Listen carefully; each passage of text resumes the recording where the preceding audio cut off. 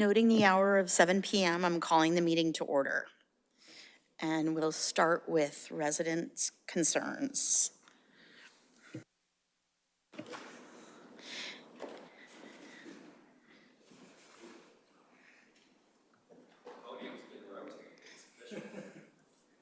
And if you can just state your name and address.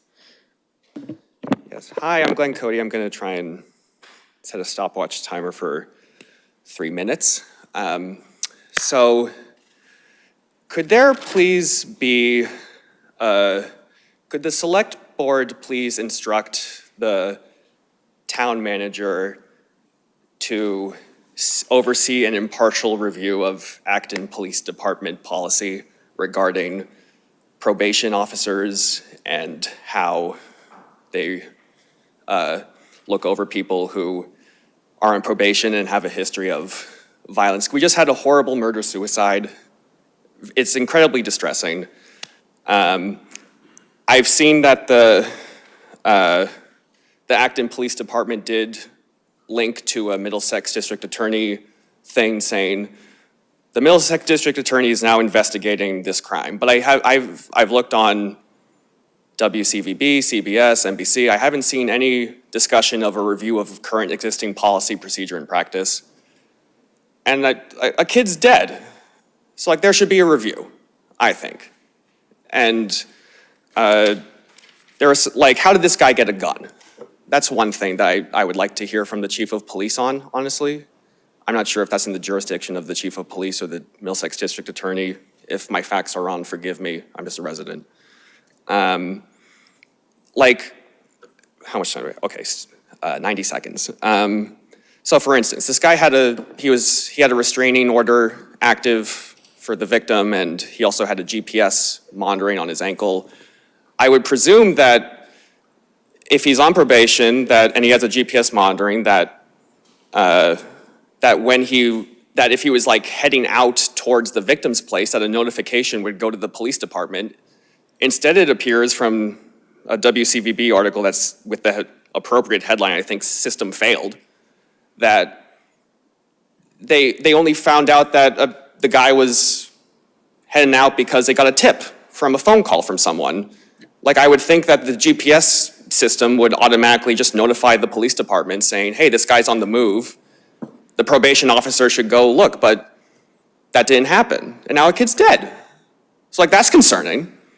A few more seconds.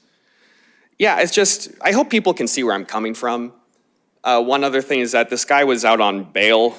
There should have been a dangerousness hearing. That's a part of Massachusetts general law where someone can be held without bail for up to 120 days. Maybe that could be renewed or something. Just, why was this guy out on bail and how did he get a gun? That's something I would like to hear from the district attorney and the chief of police on, honestly. Other things, I think I've made the most of the points I made. So just my request is, I'm at 3 minutes. My request is that could there please be a review of existing policy and procedure overseen by, I guess, the town manager to like say like, hey, how did this happen? Because nothing like this should ever happen again in Acton. So, okay, thank you. Thank you.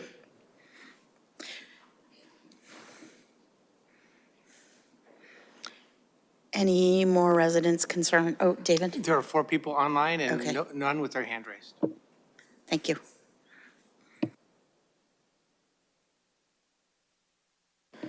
So should we start with chair update? Okay. I wanted to welcome our new executive director at the Acton Housing Authority, Melissa Bible. Kelly Cronin is still at the AHA working specifically on the McManus Manor project. And I, showed up a little bit late to a really lovely kind of party welcoming Melissa and, giving Kelly, appreciation for the 19 years she's been with the Acton Housing Authority. So that was a really nice celebration. If you haven't noticed already, there's water main work being done from 7 p.m. to 5 a.m. in the Kelly's Corner area of Main Street and Community Way. This work started yesterday, June 2nd, and will continue through Thursday, June 6th. Also, there's a paving notice. Beginning Wednesday, June 5th, road construction will begin on the following roads: Revolutionary Road, Fife and Drum Road, Monroe Drive, Jackson Drive from Washington Drive to the roundabout, Bromfield Road, Whittier Drive, Flintlock Drive, and Powderhorn Lane. This process will involve grinding, adjusting drainage structures, and putting down a final course of pavement. Please note the duration and schedule can change depending on the weather or other conditions that may arise. While the crew is working, there will be no on-street parking allowed within these areas. A police officer will be in the area to direct traffic, and signs will be posted. If you have any questions, you may call the DPW Highway Division during business hours or email highway@actonmass.gov. Plan your routes accordingly, and the town staff appreciates your patience during this time. Nara Beach is now open to residents and non-residents. May 25th through August 30th, beachgoers can drop in for daily use fee or purchase a beach membership pass. A lifeguard is on duty during hours of operation. All of this is on the town website. It's really useful to go to the town website. The parking is free at Nara and located at 25 Ledge Rock Way in a lower parking lot and the upper field area of 75 Quarry Road. And then from Laura Ducharme, Acton's Community Resource Coordinator, there will be a Narcan administering training tomorrow, June 4th, from 5:30 to 6:30 at the Human Services and Senior Center Building, 30R Sudbury Road in Acton. Participants will learn about overdose prevention and how to administer Narcan. Participants will receive a Narcan rescue kit to take home. This event is open to all who have an interest. Thank you.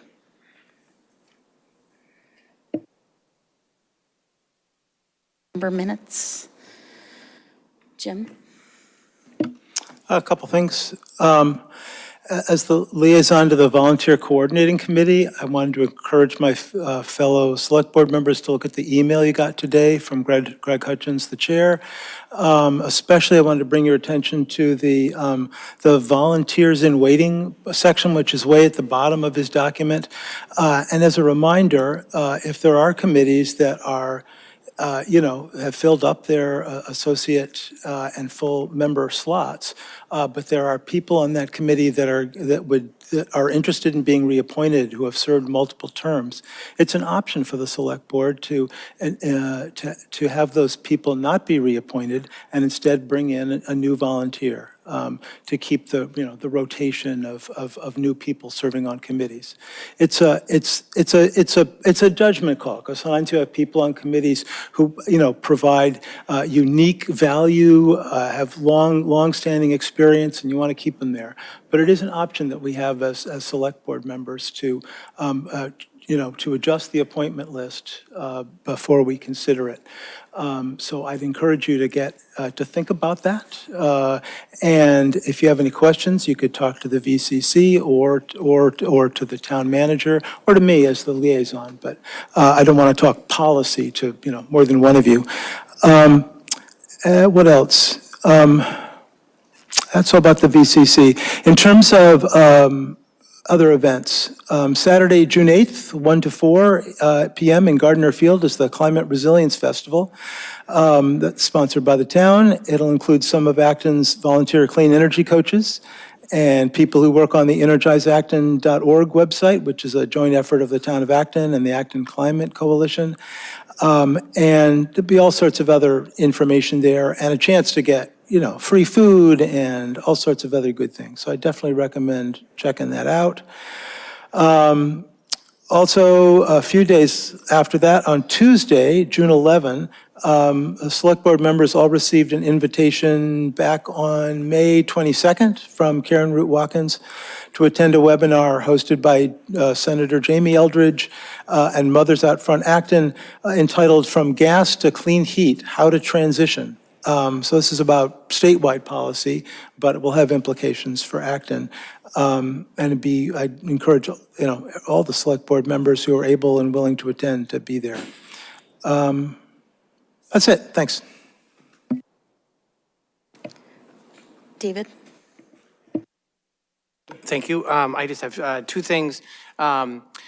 Just before and at town meeting, the Finance Committee recommended the creation of a task force to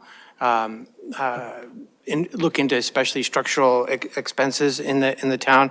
At their last meeting, the Finance Committee discussed that, and they're arranging to organize that. So they said they would do that over the their next couple of meetings. And next week on Tuesday, there is a program about Juneteenth on Tuesday at 2 o'clock in this room. As a speaker to speak about the meaning of Juneteenth. So anybody who's interested is encouraged to attend. Alyssa? Thank you. The Health Insurance Trust met last Thursday, May 23rd, and I just wanted to update the board that the premiums that employees and employers, the town and the district, pay for the month of June will go to Maya instead of the Health Insurance Trust. The monthly claims for February, March, and April have all been about $2 million. These are over what was projected, so the projected costs were about $1.5 million, so it's actually significantly higher.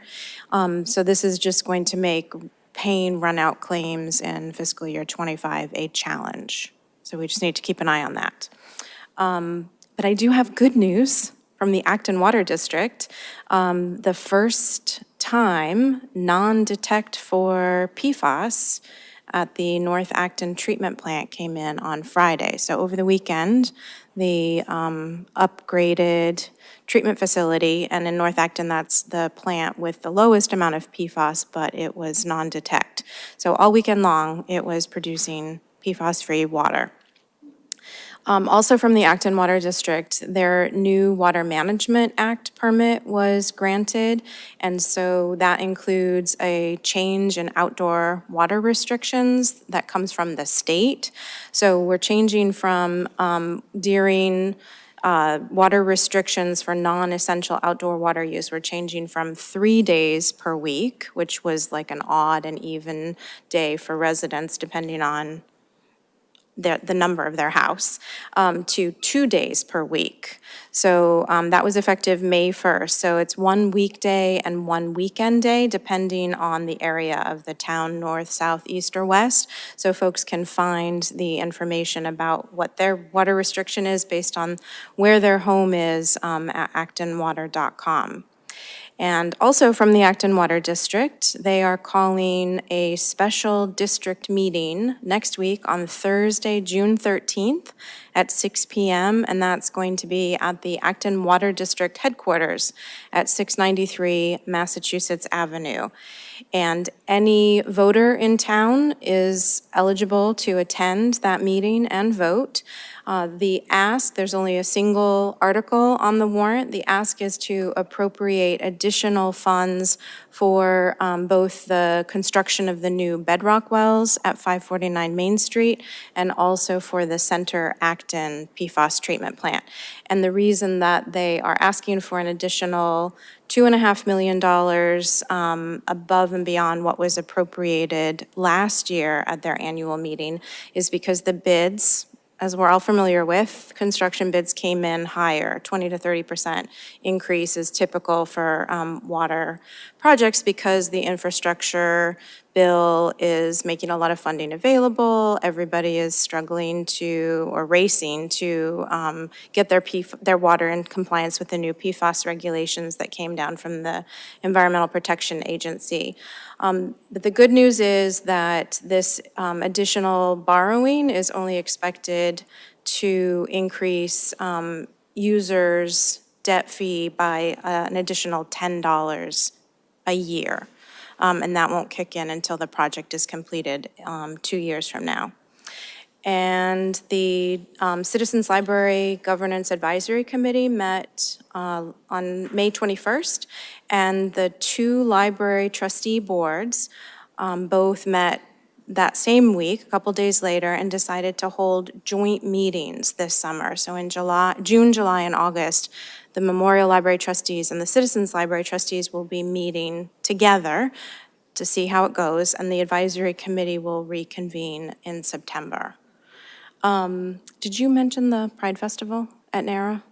Okay, so I heard you talking about NARA, but I spaced out. So next Saturday, the 15th, is the Pride Festival, and we're actually doing it jointly with the town of Westford. So Saturday, June 15th at NARA Park from noon until 3 p.m. Thanks for that extra minute or two.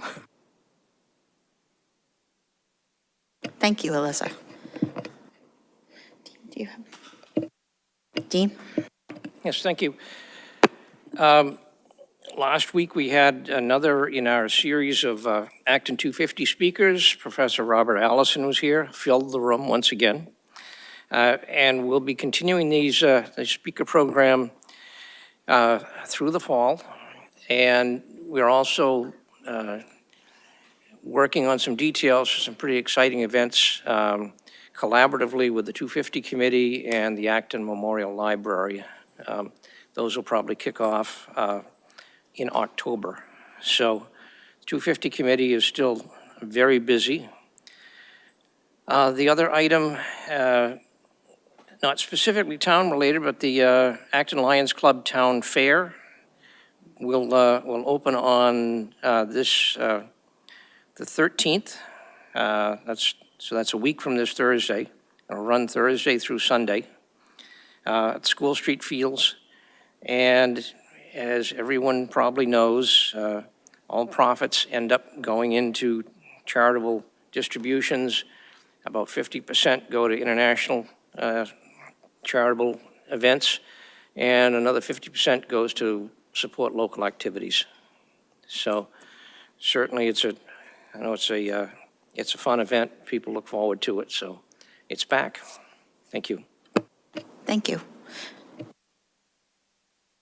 Manager, and I apologize, I went out of order, but I'll get back on track.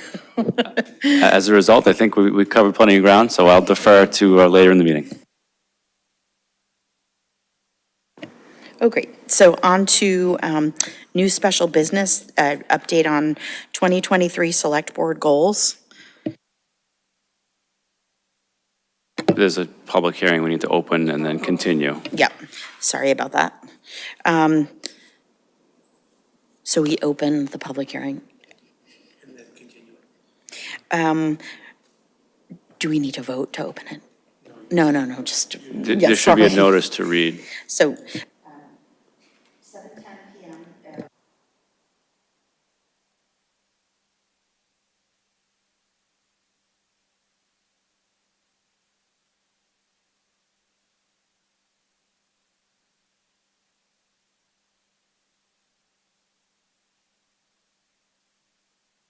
Even though it says July 1st on the agenda. Madam Chair, I think we need to read the legal notice. Since you don't have that in front of you, do you want me to read it for you? Yes. The Acton.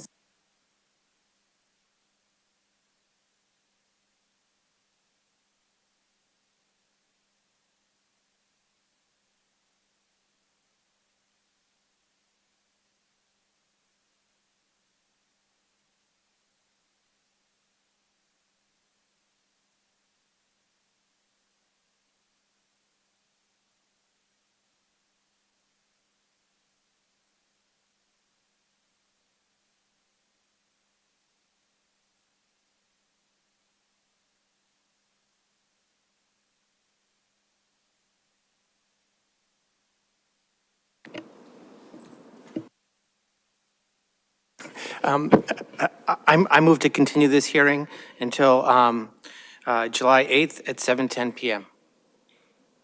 I'll second. All in favor? Aye. Aye. Aye. Aye. Aye. Any abstentions?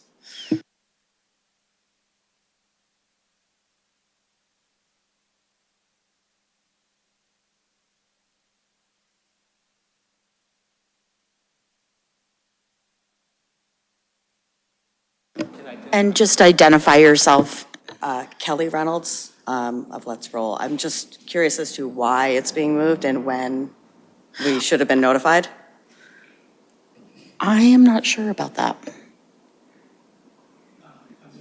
Oh, okay, Jim. Yeah, so I met with planning staff on this. There wasn't enough the planning staff needed more information before they could even provide comments on the application. So it needed to be delayed. There will need to be, as you say, another round of mailings to make sure that all the abutters are notified. And is there anything that they're waiting on from us? Is there anything that, Any information that you said they require more information? Is there any of that information that needs to come from us? Or is it just something that you guys need to? oh, I don't know. Talking to the planning staff would be the right next step, yeah. And so next time, though, if there's a change, do we get notified somehow? Or just when we show up here? If it's changed like this, the notification, no, we don't automatically send out an update. Yeah. All right, so we just need to watch an update? Yeah. Okay. Sorry for the No, inconvenience. that's fine. Just trying to understand the process. Yeah. You can also subscribe to the notifications for select board meetings at the town website. Okay. And you would have seen this agenda, and the agenda actually says it was delayed. Okay. So- I did look at the agenda earlier. I apologize if I missed that, but I will sign up for that. Thank you. So if you just sign up for the notification, then you'll get every select board. You can stop if you don't want them after a while, but Great. Thank you very much. Appreciate it.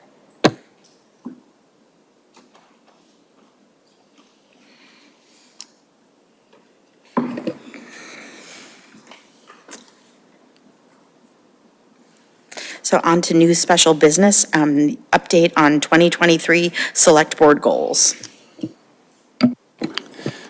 So yeah, thank you. As the board starts discussing its goals and its goal-setting process for next year, I just wanted to make sure that the most recent update to your goals from last year was included in the packet for you to look over again before you have a discussion later. A couple of the projects, that memo was from late March.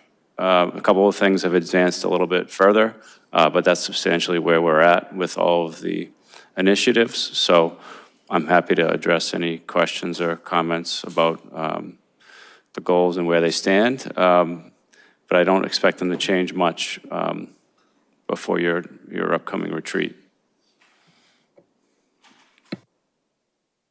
Thank you, John. Any discussion among members? Alyssa?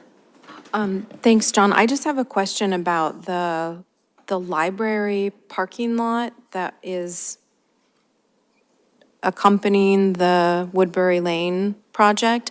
Have there been any updates to the design? I know that there were maybe some staff and trustees who were suggesting some changes, and I just wondered if there was a design that's been changed that's available for us to look at. Yes, thank you for the question. So Corey York actually reached out about that today because where the landscape design, the board generally approved the concept. The Historic District Commission sort of approved the concept. And so we're on our way, and we feel comfortable now to take a second look at the parking lot. We didn't want to proceed too far with that design until we had that part of the project settled, but I think we're in pretty good shape. So he's asked to get on the trustees' agenda, the library trustees' agenda, and if there's any substantive changes, I'll certainly bring it back to this board for comments and input as well. But I expect that to happen this summer, where we'll re-engage that designer, because we have the funding for the design. We don't have the funding for the construction back there, but we can figure that out some other time. So thank you for the question. Jim? So some of these things are, almost done. I'm looking, for example, at implementing a traffic calming policy and disposition of 1921 Maple Street. I was wondering if from your point of view, do these goals need to show up again on a short-term goal list to have the work continue on them? Or is this sort of still, you still, you would still be working on these in the new fiscal year, whether or not they were on the goal list? Thank you. Yeah, I think we look at the short-term goals over the last few years as we try to prioritize work. Certainly, renewing a goal as a high priority in the short term would help with prioritization if there's a need to decide whether to work on one thing or not. But generally, we like to finish these projects, so we're not going to just let them linger unless you tell us to.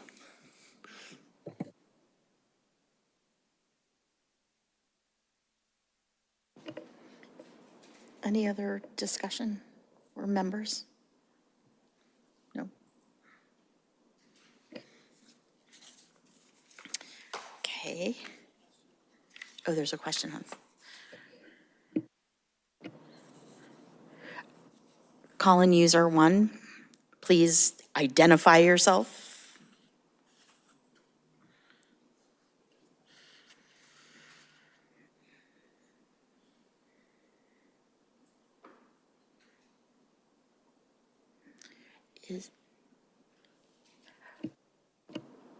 We can't hear you if you're call-in user number 1.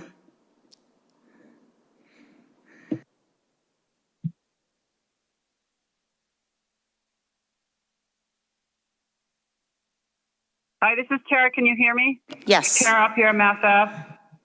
thank you. Hello, Yep. can you hear me? Yes. Yes.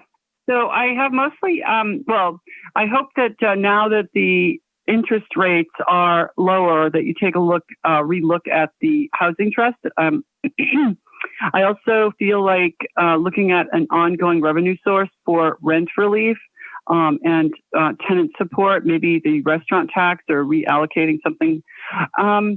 But I mostly want to understand the process by which the listening session, because it seems like, I mean, I kind of knew this was coming up, but a lot of other people don't or are surprised. And I'm wondering if you plan to kind of notify people that the listening session has started, if the, how do you say this, the next week or as we approach the select board goals retreat. I think it's a great phrase that John said. I want to also say that in John's, to give John credit where credit is due, that, you know, that he's done a really amazing job, even if I don't agree with all the goals, that he really takes the bull by the horns in a sense and gets work done. So, but I want to make sure or hope that the public gets a chance to know that it's time for the goals.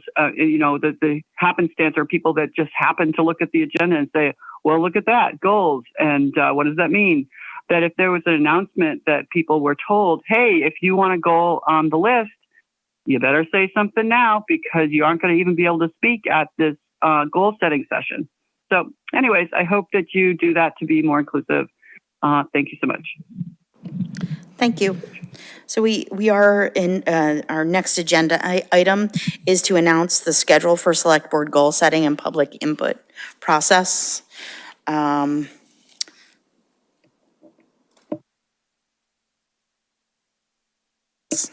I just wanted to comment on the goal update. I know we already looked at this and discussed it in March, but John, if you could pass on to all of the staff who accomplished so much on this unusually lengthy list of goals that we came up with last summer. I know there was some trepidation about how much would be accomplished, and we nailed it.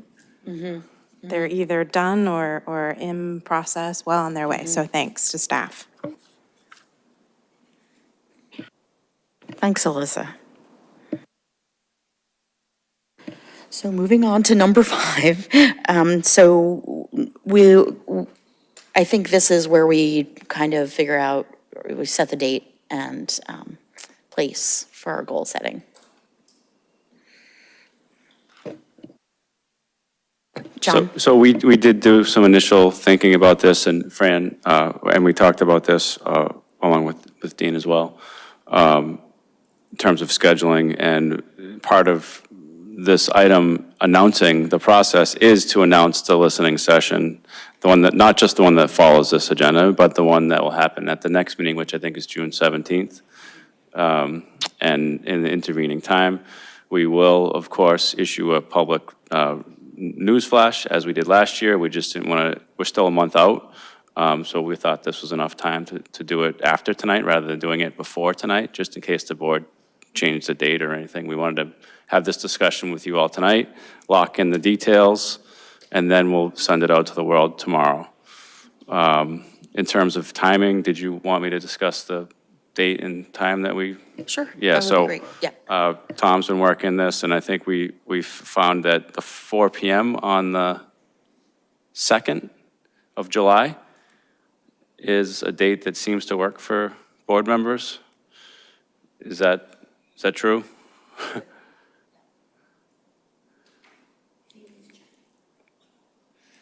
I think we have more thumbs Okay. up. Yeah.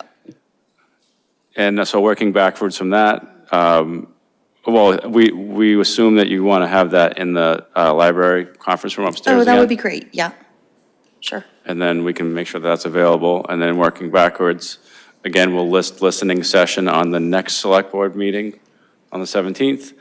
And then tomorrow, we'll announce the details about that and invite people to provide emails to you all or to go to this session. Is there anything else that we would want to include or say tonight or include in the notice tomorrow? I can't think of anything. Alyssa? In addition to a news flash, can we create a social media post for our handles? Yes. I like saying handles. That would be great. Yeah.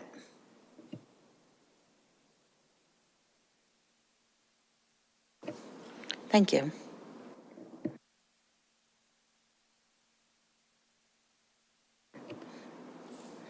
So should I officially declare the listening session as open for number 6? Is that really what that is? Or should we can just accept it? And yeah. Do we need to vote? No. And on to number 7, the American One that wants to be listened to in the listening session. Oh, okay, And Madam Chair, there are four people online, and one has their hand raised. okay.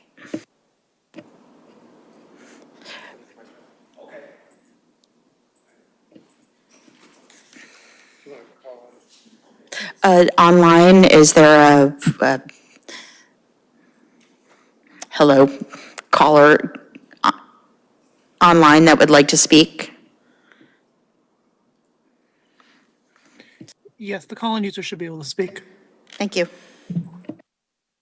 Hi, this is Tara again. Just please, when you make the announcement to the world, if you could explain what the goals, like what is that goal session? You know what I mean? Like give it like 101. What is that? What is the goal setting session? Thank you. Maybe links to a couple of examples of past goals or something. Thank you.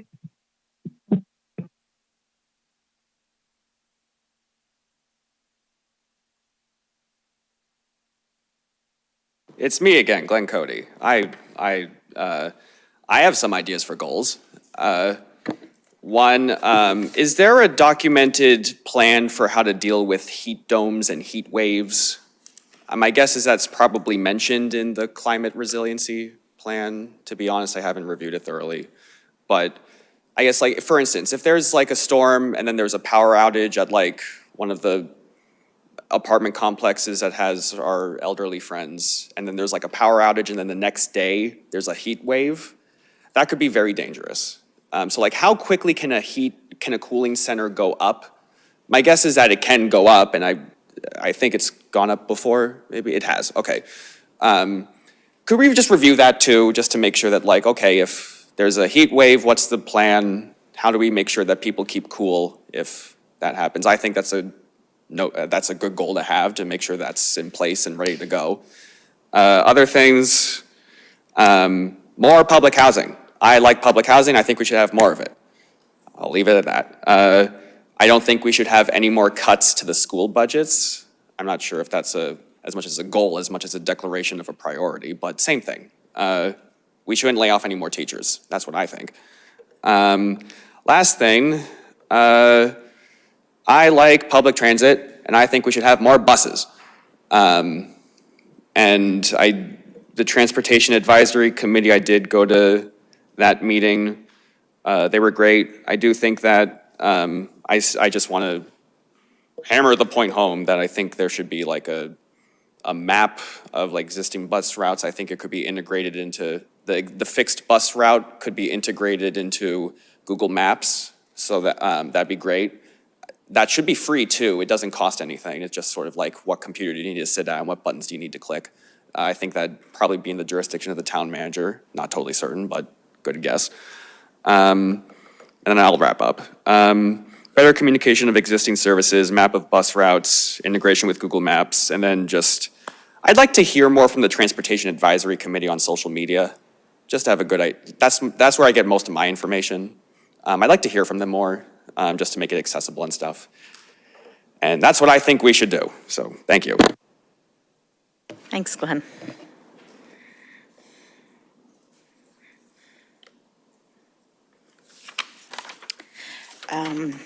Okay, so any call-in, online callers? No. So moving on to number 7, the American Rescue Plan Act and ARPA update.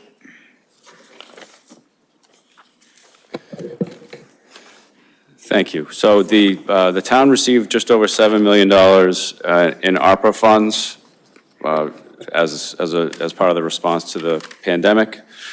As you recall, most of you, or if not all of you, were on the board at that time when we did an extensive community engagement process, including a survey and several listening sessions and public meetings, where the board then identified an investment plan for how to use that $7 million. That plan was then revised a few months later, and then a full revision occurred about a year later, where we're now at the point where we've addressed 27 different initiatives, including providing services to schools and transportation, social services, infrastructure.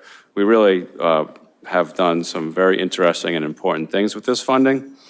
20 of these projects have been completed or are underway, and 2/3 of the fund has been obligated or expended.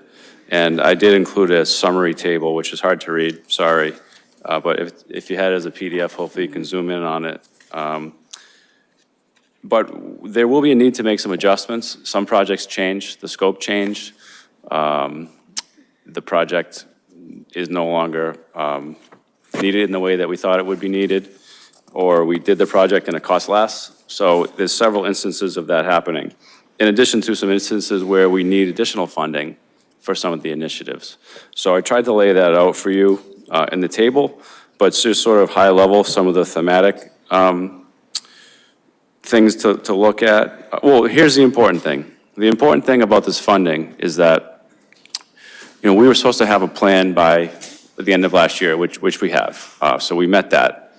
Now we're supposed to have the funding fully obligated by the end of this calendar year. Mm-hmm. That means under contract with a quote, ready to go, not just an idea, an actual contract for services. So I'm comfortable and confident that we'll be able to do that, but I think it's also an important opportunity for us to think about right now, 6 months ahead of that timeline, to see some adjustments that I know we'll need to make this year, and if you want to get a head start on doing any of that.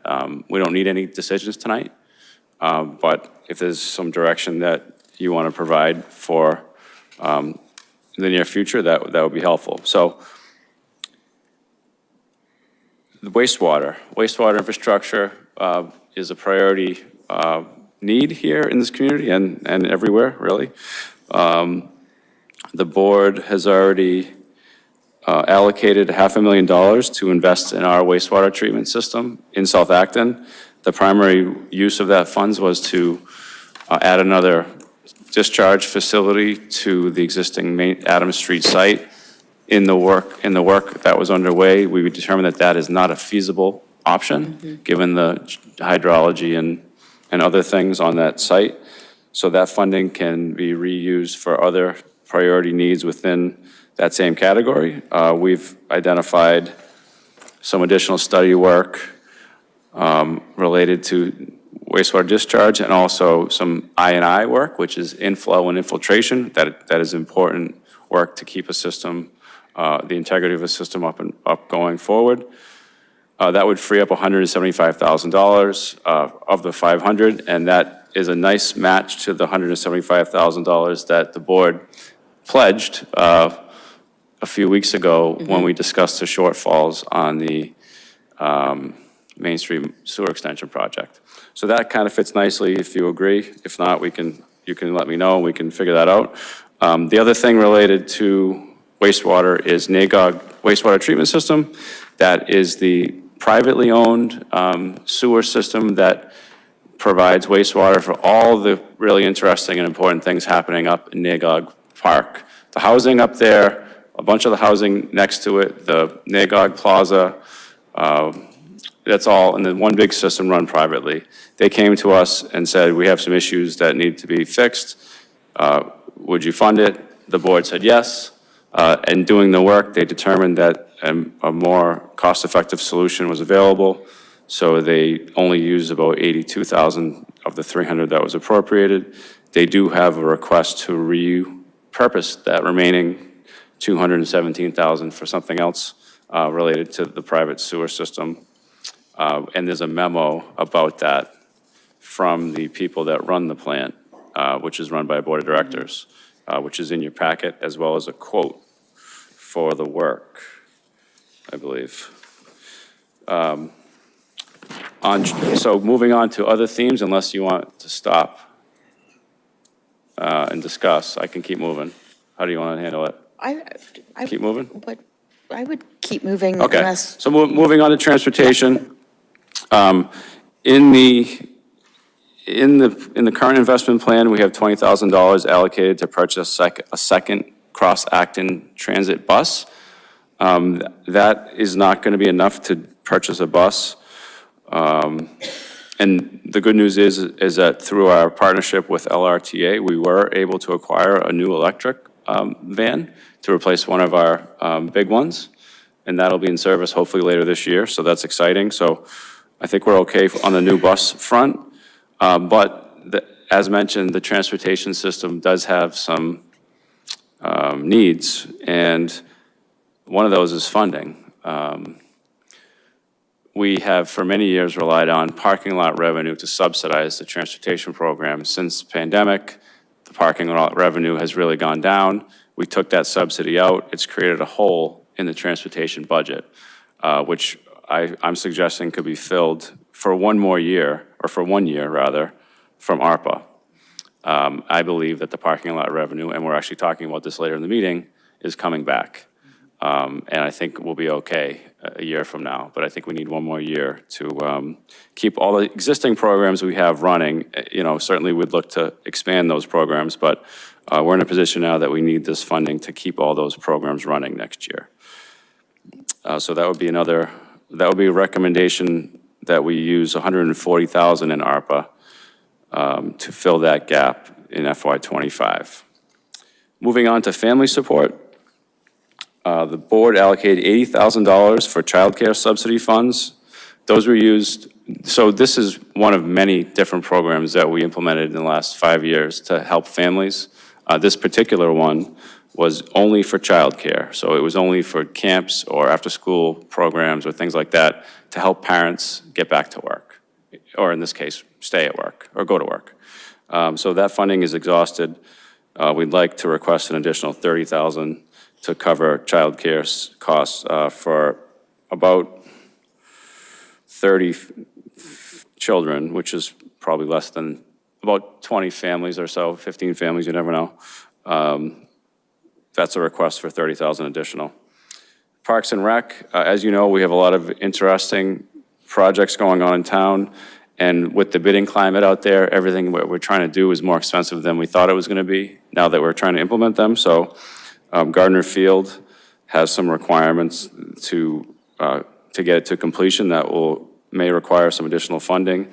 We're estimating $50,000. We also think that there may be a need to look at putting aside a reserve amount for River Street Park. We did great work by Tom and Mary Ann. We did secure another $150,000 from the state to help that project.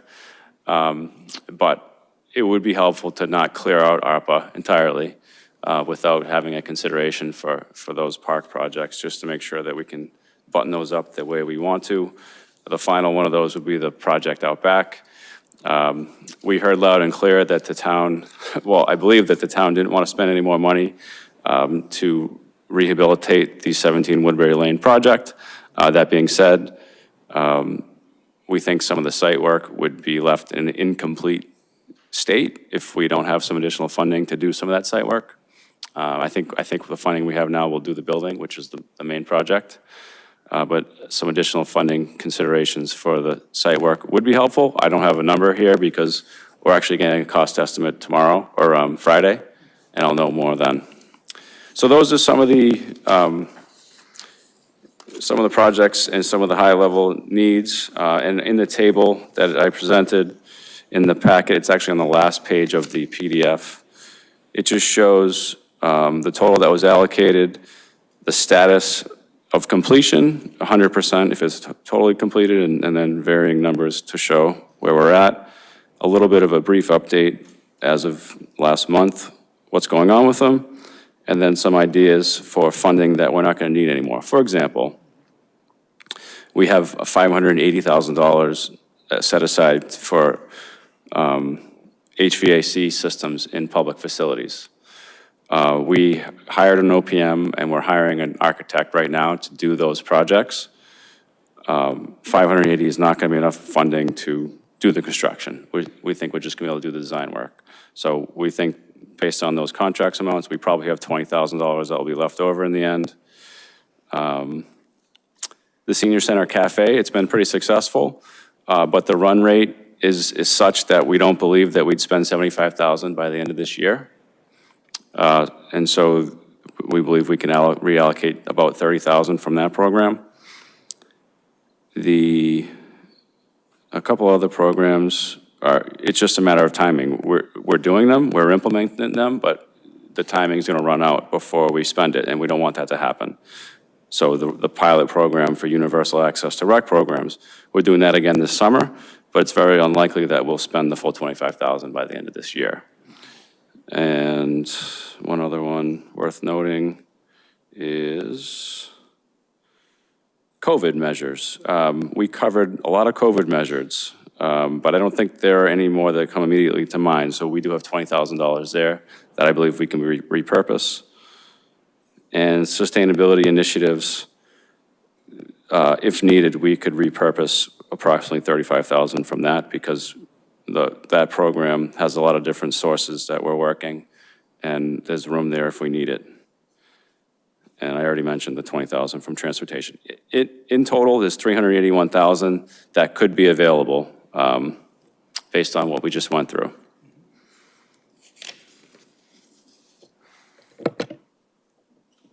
Jim and then Dean.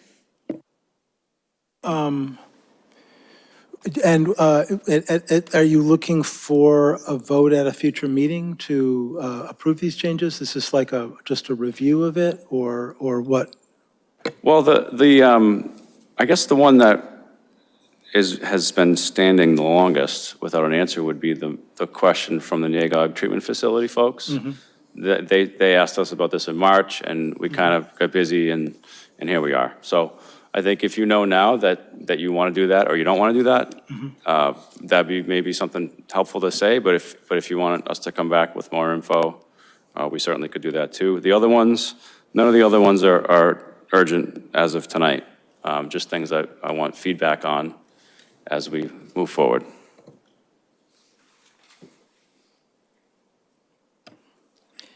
So sort of a a random assortment of some of my ideas about this. Personally, I would be in favor of voting on the allocation for NAGOG wastewater treatment plant tonight and get that resolved. I think as far as some of the other projects I'm looking at, I'm a big advocate of just get stuff done before you're starting new projects. So if Gardner Field, for instance, needs $50,000 and get that project behind us, I'm fine with that. If you think we need to hold some money to complete the River Street project, so that doesn't have to come back again, I'd certainly be in favor of that. You know, the childcare subsidy, I'm frankly a little skeptical about all that because, you know, at some point this has to end. You know, the taxpayers can't be expected to maintain that kind of a program year after year. And okay, so we're using federal money right now, but that's still taxpayer money. And I don't think there should be any false expectations that a program like that will be continued in the future on the town's budget.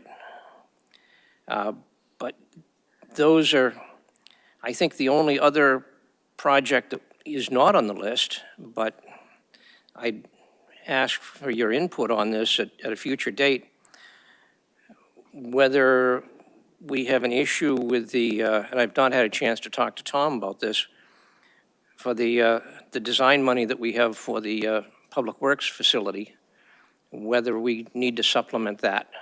And I know you're negotiating contract now, but if there is money floating around that's available that could be reallocated, I'd be in favor of bringing that back to the board and adding that as an item. And maybe you'll have a better idea of that in another 2 weeks after you've got through the negotiations.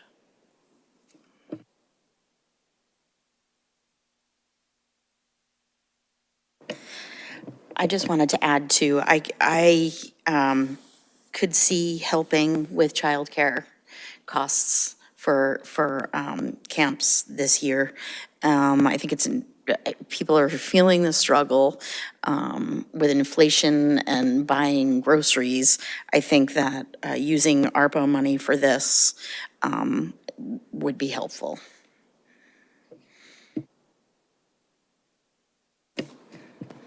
Alyssa. Thank you. So I'm also in favor, as Dean is, of the NAGOG treatment plant funding, and I thought we had already voted on that, or at least indicated that we were in support of that, but most definitely change in scope, whatever funding, whatever they need to support the plant that's remaining from the funds that were already allocated, I would be in support of. I also agree that it's a great thing to finish projects before we move on to other projects. But I'm not really clear in my mind that the Gardner Playground, the River Street Park, and 17 Woodbury are in alignment with the intention of ARPA funding, given that it was in response to the expenditures that municipalities were facing because of COVID-19, and then the negative economic impacts to the businesses in those municipalities, the households in those municipalities, economic recovery. And then I believe it was after the ARPA funding came out, it was decided that water and sewer and broadband, I'm not clear on whether that was originally an okay project to expend ARPA funding on. It definitely makes sense to prop up transportation for one more year because the commuter rail parking dropped that revenue and it hasn't rebounded, and that was a direct result of the pandemic. And, childcare support for vulnerable families in town. We're still seeing sort of the echoes of the inflation because of the pandemic and other things as well. But, that makes sense to me. The transportation, the childcare, the wastewater at Nagog. I didn't actually, when I was on that side of the podium, I didn't agree with the board's decision to allocate money to the 17 Woodbury Lane. I mean, I definitely want to see that project happen. I just didn't think that it was in alignment with the ARPA intent. But I guess saying that, I have a question for John. Is the site work that you think we need more funding for critical to the functionality of the outdoor space? Because outdoor meeting space is definitely in alignment with, community being able to gather in a healthier way than indoors. And I know that we're seeing the impacts of COVID on people's immunities. It's extending the seasons of, flu and strep, and like, we should be done with that right now in June, and we're not. So if the site work has something to do with the outdoor space, then you can either outvote me or I'll just say I'm okay with it.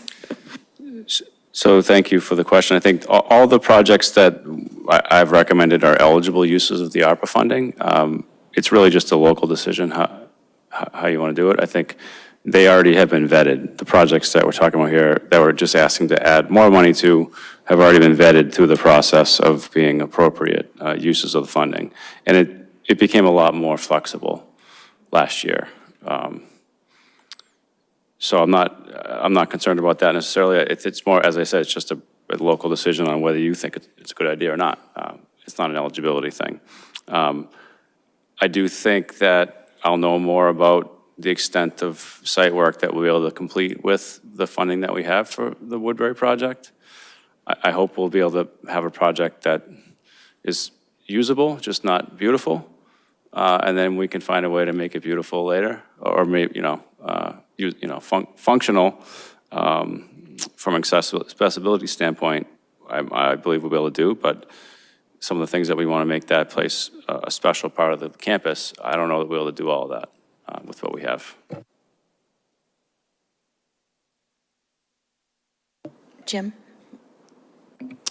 I'm personally in favor of both of these transportation-related changes, the utilizing 140K in ARPA as revenue replacement because of the transition, the slower transition back to parking lot revenues, and the using the electric van for a while to learn from it, and potentially reallocating the new van money to fund the taxi program, because that's, it's going to be, we want to keep that going.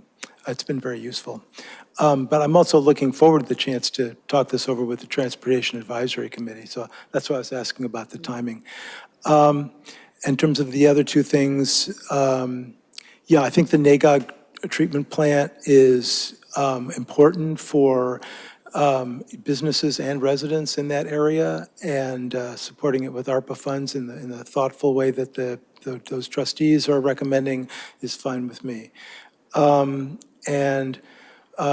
think we should have at some point, I think we could have a really useful discussion about ongoing childcare subsidies. It's not automatic in my mind that those should totally go away. We do spend money to support various groups in town who have challenges. The transportation program, the senior center, the tax relief program. So it's part of our charter to figure out, the efficient way to use town resources to help people who are challenged in various ways. Getting young people into childcare to enable adults to work is, it's good for our economy. It's good for those families. I think it's a worthy thing for us to do. I don't know, the reason I think a good discussion would be in order is, we can't pay for all childcare. So there's got to be some, some way of understanding the limits of that program. But I wouldn't start with the position that it's just going to disappear when ARPA goes away. David? Thank you. I agree with the priorities that the town manager has outlined. And I have a question and a comment. John, do you have an order of magnitude for the site work yet at 17 Woodbury, or do you not know enough to even give an order of magnitude? Yeah, no, so our funding sources are $750,000 federal earmark, $400,000 from this program, and some CPA money, which I think we probably have 100,000 left, rather. That's just over $1 million, and you would think that goes a long way, but it doesn't. So I guess I don't have an order of magnitude yet, but I will before your next meeting. Okay, and I would be in favor of allocating something like $75,000 for the River Street Park completion. This year, or maybe even a little bit more if more is available. This year, the CPC allocated, because they were in a tight situation with many more requests than funds, about a third of the request. So I would like to supplement that a little bit. So, and if you would like, Madam Chair, I can make a motion for the NAGOG piece. I think that's great. Yeah. Okay, I would move that we allocate $217,150 of ARPA funds to the NAGOG wastewater treatment system so that they can replace the pump station. I'll second. All in favor? Aye. Aye. Any abstentions? Or opposed? Thank you.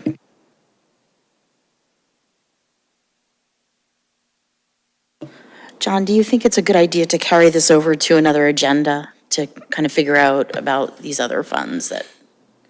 Yes, I think it is. So we have just under 150,000 left.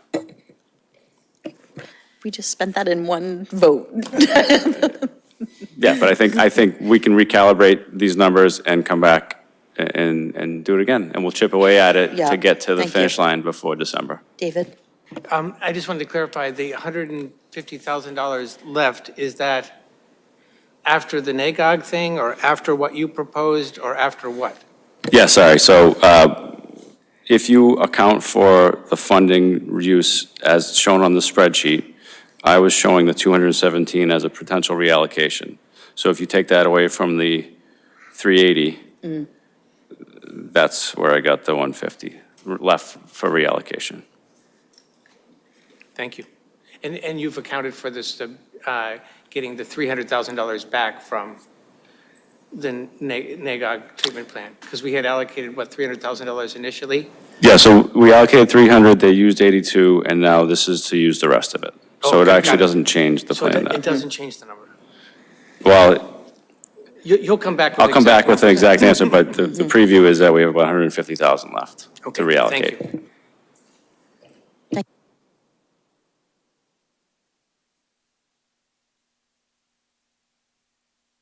So moving on to number 8, discuss next steps for Main Street sewer extension, McManus Manor project, and Dog Park project.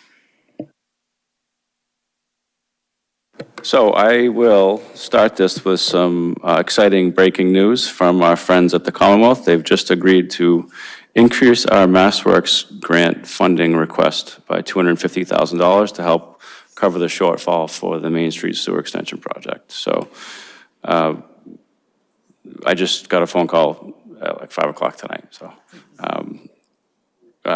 we've gotten a lot of support from the state and different offices, and this is the Economic Development Office, and they've been great to work with. So they understand the importance of the housing project, and they understand that this sewer is sort of like the beginning of a series of events that needs to happen for that project to be successful in the way that the community wants it. So That's the main update. I know that Kelly Cronin, I was trying to connect with her today, and I'll try again tomorrow, but I know that, as far as I know, that project is on schedule, and they were just waiting on us for an answer for the sewer.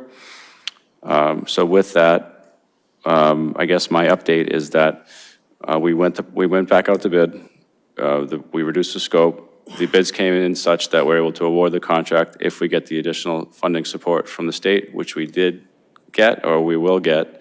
And so we'll move quickly to get that thing signed and sealed and get started on it. And then the housing project can begin when it's supposed to, and then the dog park project sort of has an answer on what they're looking at for the site. That's so exciting. Thank you, John. Any members, comments? David? So far, not in the planning, and this is fine, we're not talking about any details for the senior park. Is that correct? The senior park is, I meant to mention that, yes. And the senior park. But we, just to, for my clear, and this is my understanding, so I don't think it's a surprise or anything, that there is no funding for the senior park this year. So it's just it's a planned space. Yeah, it's a planned space that we're aware of and we want to do thoughtfully, but there isn't a funding source tied to what those thoughts will produce. Great. And Madam Chair, there's one per hand up. Online caller, go ahead.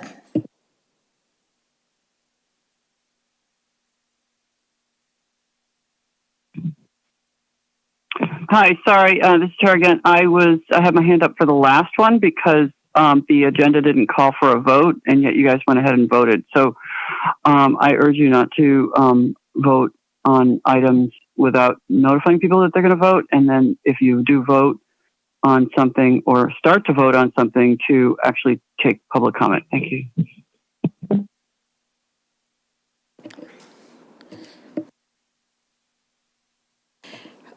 Any more comments from Dean? Yeah, so John, as far as the sewer project, McManus Manor, Dog Park, is there anything else that you need from the select board?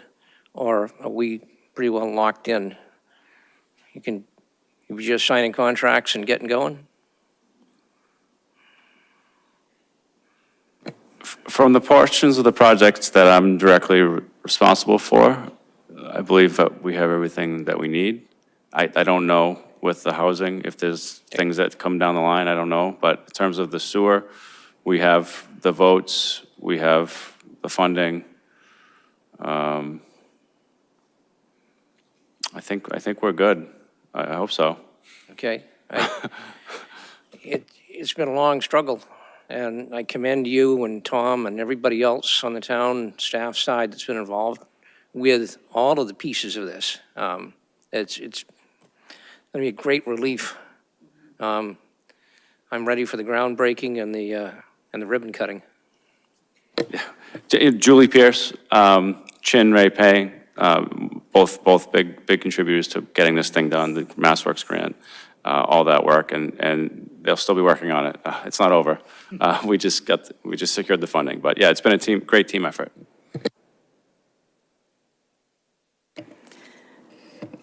Microphone, go ahead.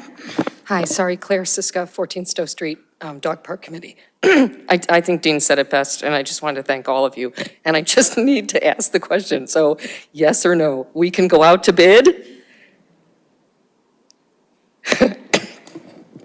For the dog park, Yes. it's getting closer.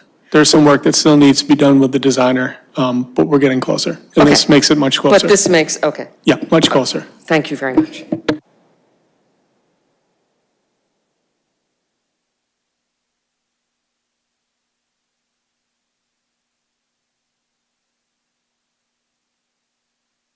Glen Cody, Strawberry Hill Road. I just love sharing my input.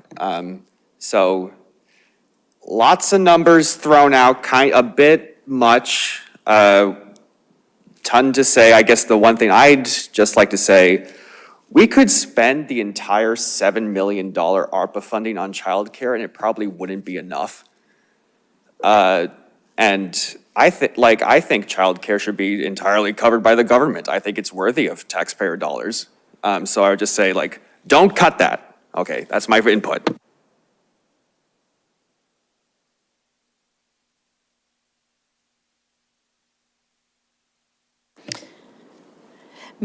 Moving on to the approve renewal of intermunicipal agreement for Regional Housing Services Office, RHSO. Tom's going to walk you through this. This is something that we've done every year for the last 10 years, I believe. Thank you. Yep, since 2011, you've been part, or we, as the town of Acton, has been part of the Regional Housing Services Office, which is made up of 10 different communities, Concord being the lead, which means that they house all the staff there. This is funded annually through the Community Preservation Committee and the CPA fundings. This year was funded at $40,000, which is pretty level to FY24. And what this does is that money buys hours for staff support to the planning department and the town as a whole to help with housing questions, housing services, identification of affordable housing throughout the community. If you go to their website, you do have the full inventory of affordable housing that's available in the community. And they also help run the small grant program to support those services. So what we're asking for tonight is execution of the IMA intermunicipal agreement for FY25. This is a two-step process. The first step was approved at town meeting for funding from CPC to support this program. And then with your agreement tonight, or approval tonight, this will be the second step. Thank you. Any members? Jim? As we continue to make progress on the goal about extending support programs for renters, that would be, I assume I didn't look at the details in the IMA, but it looks like it would be possible to increase that amount if we have money to go to a specific program. We could buy extra hours. Is that right? That is correct. I also meant to mention, I apologize about this, but any hours that we do not use in a prior year are carried over. And we have not fully extended or utilized all our hours from the prior year. We had 477 hours of support in FY24, and this year is 504. So we do have a carryover that we'll be utilizing as well. But long way of saying yes.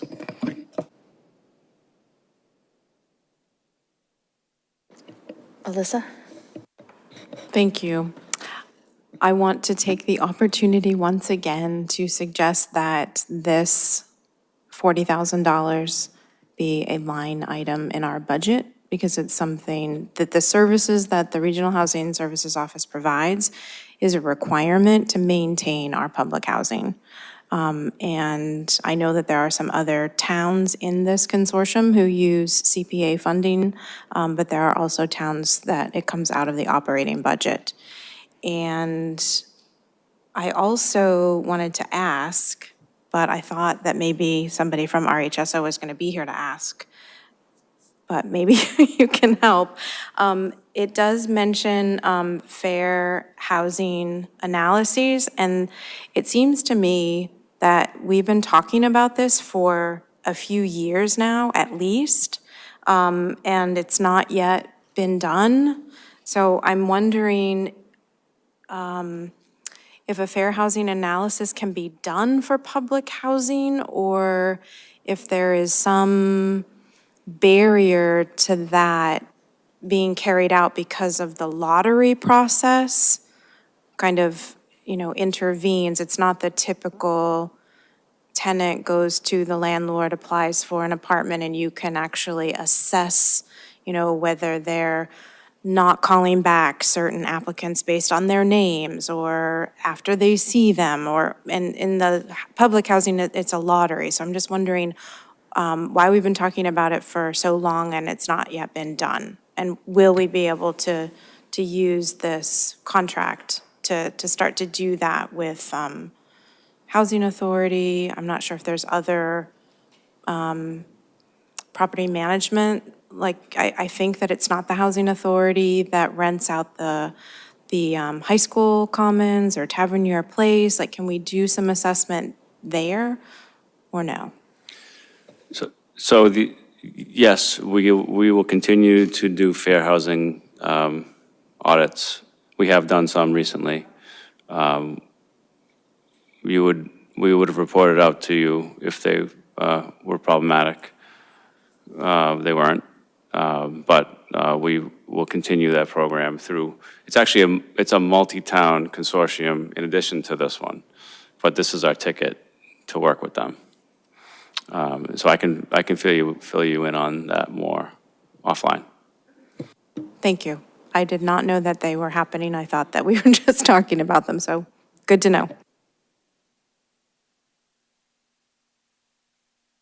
Any other questions? Should we make a motion?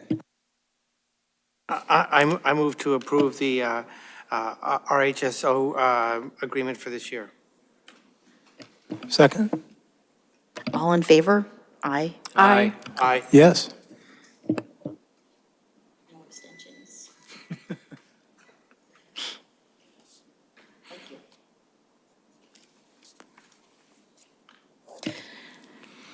I'm going to have to find a way to drag these meetings out a little bit longer. You get a special bonus if you end the meeting before it's entirely dark outside. Number 10, discuss initial comments regarding proposed intersection improvements at Route 27 and Route 2 eastbound ramps. Thank you. So the Mass DOT held a informational meeting earlier this year about some planned improvements that they want to make over in front of Acton Medical where the on-ramp is, or I don't know if an off-ramp, whatever it is. Off-ramp, I think it is, or both. Anyways, they are going to be holding, they go through a normal process just like they did for Kelly's Corner, where they do a 25% design public hearing, they do all the different things. They're going to do most of that here. And so we did get a note from Mass DOT's engineer in this case, which I believe is GPI, just saying, hey, this is what we're thinking. Do you have any initial comments before we go to this first public hearing? So it's not meant to be a public hearing, but I didn't know, I just wanted to check with the board to see if you wanted to just plan to comment individually, just as members with your own ideas, or if you wanted to try to come up with a single group of comments as together. And I don't think it matters either way. I just wanted to give the group that option, or the board that option. Dean? Yeah, I attended that virtual meeting earlier this year, and I'm kind of impressed with the idea. I don't see that there's, as you drive around the state and the country, you see more and more of these little roundabouts popping up, and people are starting to get used to them and have figured out how to negotiate them. And you just look at the horrible problem that we have down there right now, especially if you're attempting to exit Route 2 and head onto Main Street North, make a left-hand turn. It's just a nightmare. The only thing that worries me is, we'll just be getting out of the construction roadblocks from Kelly's Corner, and, probably 3 or 4 years down the road from that, we'll start it all over again. But I think it's probably the best solution they could come up with, and they're lucky they've got enough right-of-way width to actually apparently do that. So personally, if the board wishes to put together some comments, I would comment favorably on the concept. David? Thank you. I also agree that the concept is great. I think it, it's really the first things that you encounter heading into Kelly's Corner southbound. And, in addition to, the Dean pointing out that the left-hand turn out of Route 2 is very difficult, left turning out of Acton Medical is also difficult. And so I like the concept. I think it will work well in that space. And, they control the speeds of the cars as they enter into Kelly's Corner. My only, I also attended the meeting, and I read the design, and my only concern actually is there doesn't seem to be any prescribed bicycle routes through this intersection. So there are prescribed pedestrian routes and walkways, crosswalks and walkways and sidewalks, all great. But there's, I suspect that they need a little bit more space and then paint to do bicycles to get through. But I think the design has to have bicycle support through it, because we do it in every other intersection in Main Street, and it would be really odd to have it not supported there. I'm happy to do what the board thinks, whether, I asked John this past week, and, before I knew that we were going to be discussing it tonight, whether we all want to comment to the DOT individually or whether we want to have town comments. If there are town comments, I would love the lack of bicycle infrastructure. In fact, that's my only objection to the design. In terms of detailed technical comments, I don't have any, but I'm looking forward to a more technical discussion with the Transportation Advisory Committee, which of course is, can make comments as a committee directly to the state. They're, they have some transportation experts there. And I'm happy to bring the notion about, the bike access, which I totally agree. We have, we've identified this critical connection needed between the end of the Assabet River Rail Trail and the Bruce Freeman Rail Trail northbound. And the main route has always been envisioned to be pretty much up Main Street. There's a few places where you can, wiggle into alternate routes, but not over Route 2. There's got to be a way for bikes to get through there. Oh, Alyssa? So I would suggest that we submit comments as a board rather than individually, because I think that would be a stronger statement to the DOT. But also, if we all have individual assignments, then we're not discussing them in public, and maybe some of us might miss the deadline. I think if it's on the agenda, we'll discuss it, and one person can be assigned to draft the letter for us to approve, either pre-approve or approve after. I'm feeling like I'm at a disadvantage here because I didn't review the plans. I attended a forum, but it was like the entire length of Route 2. Is this a separate one? Okay, so I must not have been able to go. John, can you send me a recording? Or David, can you send me the plans that you read? Because I'd love to see, I remember hearing about a roundabout, but I haven't seen any design and didn't attend a forum. I will send you the plans, and if I forget, please ping me, and I'll send Okay. them to you. And John, you said that it's not meant to be a public hearing. Are you saying that they're going to plan something in future, or are you talking about what's already happened? Yeah, sorry, I believe every member of the board received this note from GPI titled Early Environmental Coordination Proposed Intersection Improvements at 27 and Route 2 Eastbound. It did reference the project number, included a site map, not a ton of detail. But to answer your question, yes, they will be holding a public hearing. So there's no deadline for comments. GPI just submitted the 25% design package to Mass DOT for review. There will be a design public hearing scheduled soon where stakeholders, abutters, residents, and others can provide comments. In the meantime, they were just asking us if we had any initial comments on what they've heard or seen to date. which is what I'm doing. So I mean, I could respond to that message with just what I heard from people tonight and just say, you know, looks good. Lack of bicycle infrastructure needs to be addressed. TAC comments should be considered. And anything else you wanted to add to that, and we'd be good for now. John, thank you. It- What do you think? Yeah.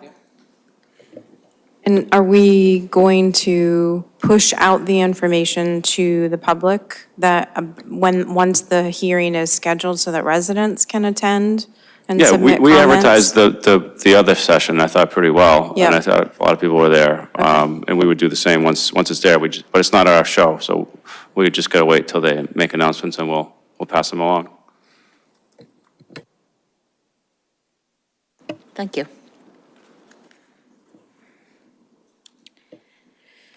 So moving along at a rapid pace, 11. I wasn't sure if Mr. Beals wanted to make a comment. Were you heading to the microphone? Approve reserved parking rates for both Maple Street lots and Jones Field lots.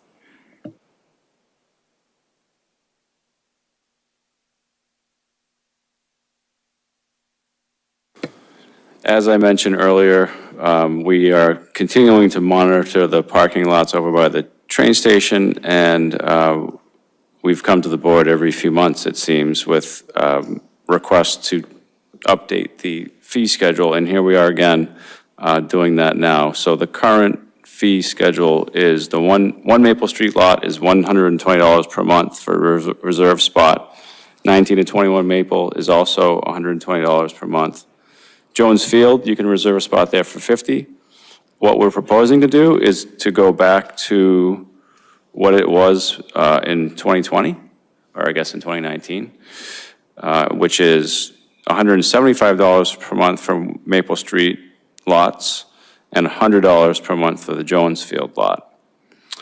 Teresa O'Leary, our treasurer collector, watches this and monitors this pretty closely, and we believe that it's not a pricing structure that would, we believe it's a pricing structure that makes sense based on the demand and the convenience afforded by these spaces compared to the alternatives. You know, one thing that we did with the board's approval was tier it back so that Jones Field is slightly less expensive because you have to walk a quarter mile or whatever it is, and so it shouldn't be the same as those ones that are primo spots right next to the train. So that's reflected here. The board also approved a pilot program to add a couple metered spots to those places, which we are still in the process of doing. I think we have the software set up. We just have to stripe the field, stripe the spaces and put up the signage. That wouldn't impact this. Or I guess it's to be determined how much it impacts this. But I just wanted, I know, David, you had asked about that to me today, and that's the answer, is that hasn't started yet, and we intend to continue with that pilot program, in addition to increasing the rates effective July 1st, if the board approves it here tonight. Jim? It's been a while since I've used the commuter lot, so could you remind me what the user experience is for people that are saying, hey, I think I'll try the commuter rail today, and they show up? Are there spots that they can just pay for by the day or by the hour? Yeah, so in the big lot on the Central Street side, there's daily parking where you go, there's a meter, or it's actually an app, but most people that use the train may be able to figure it out. If not, we can help them. And there's also you can get a resident sticker, but in your scenario, this is someone that just says, hey, I think I'm gonna take the train today. Yeah, they'd go there and they'd say, all right, I see a meter, let me figure out how to pay it. And I think it's $6. Or if they get there extra early, they can get one of the free spots on Railroad Street. I drove by one day last week. No, you can keep Oh, sorry. While you're getting to the mic, Glenn, I had to do a double take because the lot seemed so full. I was happy that it seemed like people were using it. Okay, Glenn Cody, Strawberry Hill Road. So if I remember correctly from the last select board meeting, well, actually, I remember Googling existing bus services, and there used to be a shuttle service. There used to be, where it would go around town and it would take you to the T station. I believe that's correct. So it sounds like that these increased rates could be used to fund some of the existing bus infrastructure, maybe having the shuttle service back to get people to town would be great, and I think it would be fair if, like, some people are like, $175, what, I'll just take the bus. That sounds nice, but my guess is that that'd be a trade-off. So just, as a resident, I wish the shuttle service was back. Just, that's my input. Could I address that? Yeah, so I think that it's just it's a matter of demand. I think the reason that we created the satellite shuttle services was because the parking lots were full by 7:15 every day. And so people were saying, I work in Boston, I can't get to the train station. There's nowhere for me to park. I have nothing to do. So there was satellite lots set up behind one of the fire stations and over by one of the churches over there and somewhere else. And that gave people an opportunity to get to the train station without having to park at the train station. In the last 4 years, there's been spaces every day at the train station. So there was no need to be shuttled because you could just drive right there and hop on the train. What we're seeing now is that the demand is back, and maybe that's coming back. Yeah, maybe the shuttles will be back. Great. David? Yeah, the rail shuttle was also a cooperative program with Manor, and it also picked up people in Manor. I think this is fine to go back. I'll be curious in several months' time after the pilot program is implemented, how this is going. These rates were originally set based on the kind of the daily parking rate. If you park there most days, maybe with a tiny discount, but you got your own guaranteed space. They were originally intended, in many cases for people who might have to drop a kid at childcare or something like that. When the lot's filled at 7:15, you could still take the train in to work. So a lot of things are different now.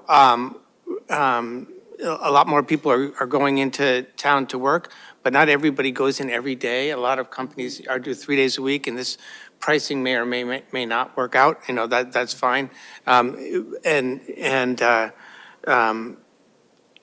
don't know if the demand is there. So I'm very curious about whether the pilot program shows that people use it or not, and then after this rate increase, what the usage is.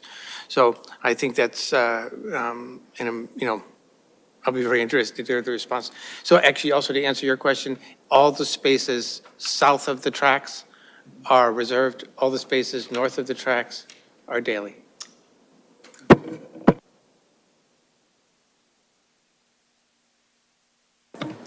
So I'm happy about this change. I was surprised that we didn't do it earlier when we voted to keep them the same, because that's been my experience, is driving by the lot and seeing that it's mostly full.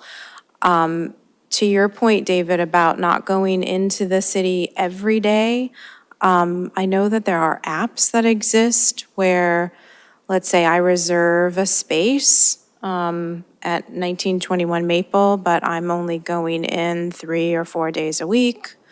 And then I can actually go to the app and show someone that you can use my parking space. Is there a way that we can have people share a reserved space?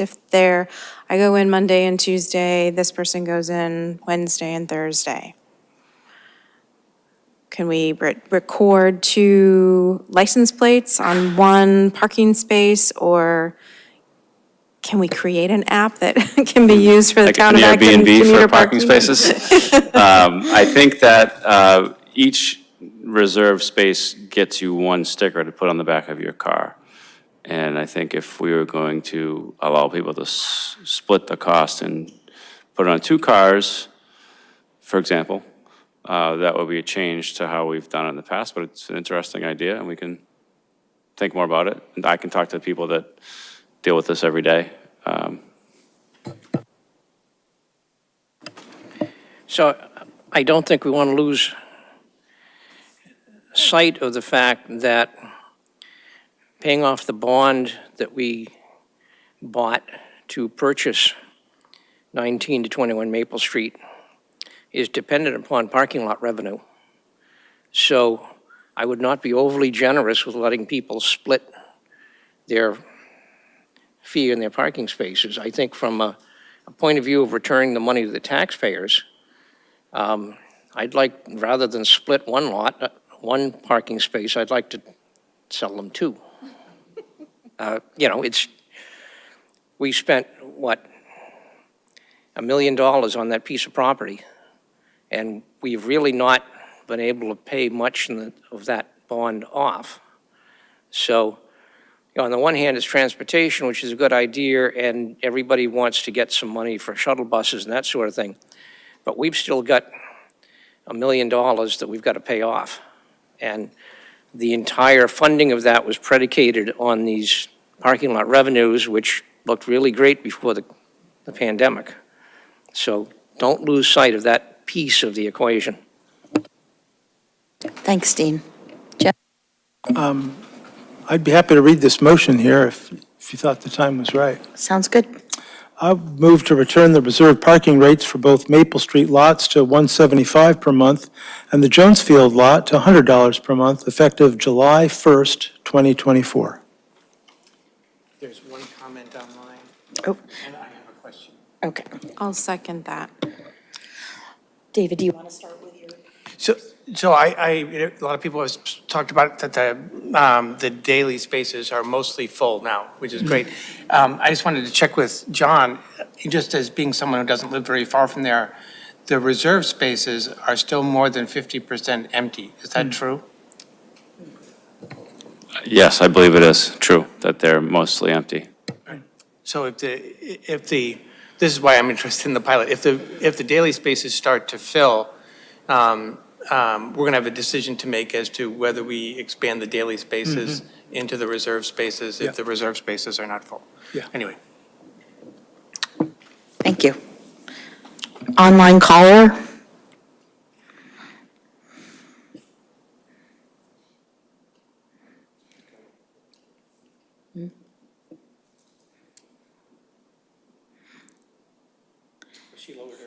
Oh, is it calling you? Actually, Yep. she just lowered her hand and she didn't unmute. Okay, moving on. Yes, we, all in favor of the motion as proposed? Aye. Aye. Aye. Yes. Any abstentions, opposed?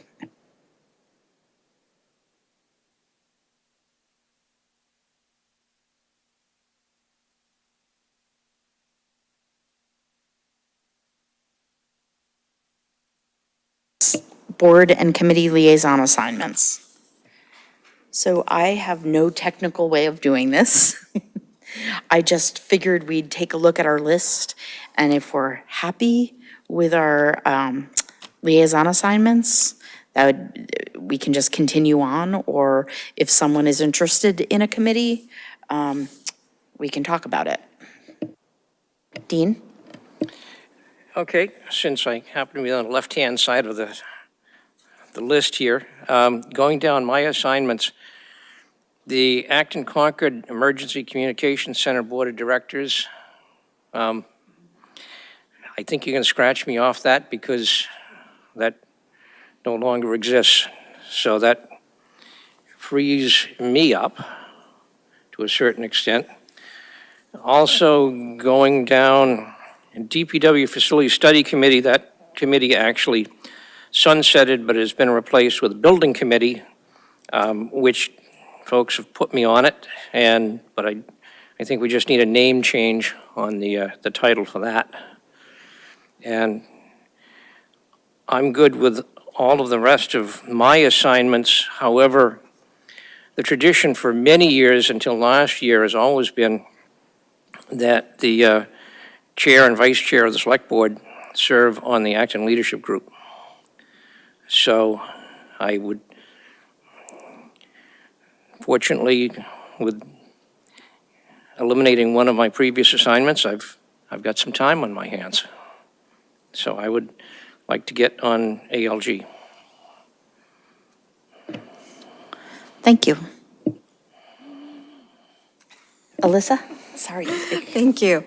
So I just wanted to make note that we should add the Citizens Library Governance Advisory Committee to this list, because that's a new committee. And I would just like to echo what Dean just said about the Acton Leadership Group. I think that we talked at our last meeting about how changing roles keeps the board healthy.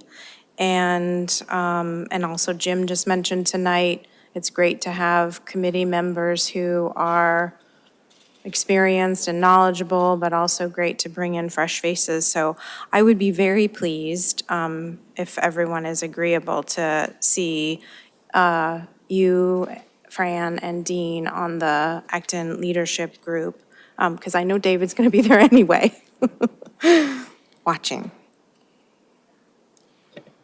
And I'm happy with all of my committees. The only thing that's frustrating is that most of them meet on the same day, on the same night. But with slightly different start times sometimes. David? So the VCC thinks there's an OSRP committee. I am not aware of that committee, but they're renewing people who I don't know that were appointed. I'm really confused about that. In any case, we might want to vote to specifically dissolve the OSRP committee. One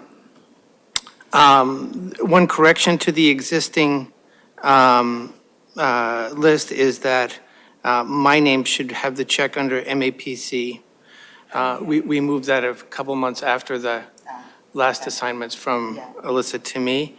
And lastly, I am very happy and even eager to serve on the ALG again. I have a good understanding of how the town finances work, and if board members see fit to have me do that, I would love to do that.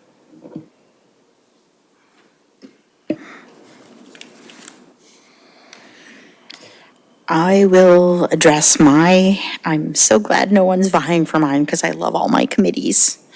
And I am happy to be joining the ALG in capacity as chair of the select board. It's going to be a huge learning curve for me. But I'm up for it.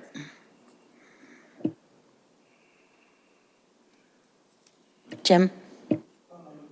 In terms of my committees, well, yeah, I don't assume, I assume I will not be on the ALG. The comprehensive community plan is largely inactive, although it might begin to, there might be something in the next year or two. So I'm a little light on committees. I hate to say that out loud. Also, the Senior Tax Relief Taxation Aid Committee actually doesn't exist anymore. I serve on it, just to periodically stand up and say, there's these programs, they're important, please sign up for them. So if anyone is feeling, like, I don't know, like they have one or two too many, I'd be open to taking them on, but don't have to. But I'm open to it.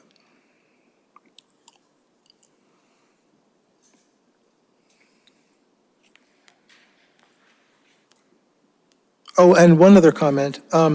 We discussed the notion last year of maybe having a liaison with the Board of Registrars. Since we were sort of way out in left field when a Board of Registrar issue came up. So I guess I could combine that with my previous comment and say I'd volunteer to be the liaison to the Board of Registrars. I recognize they don't actually meet very much.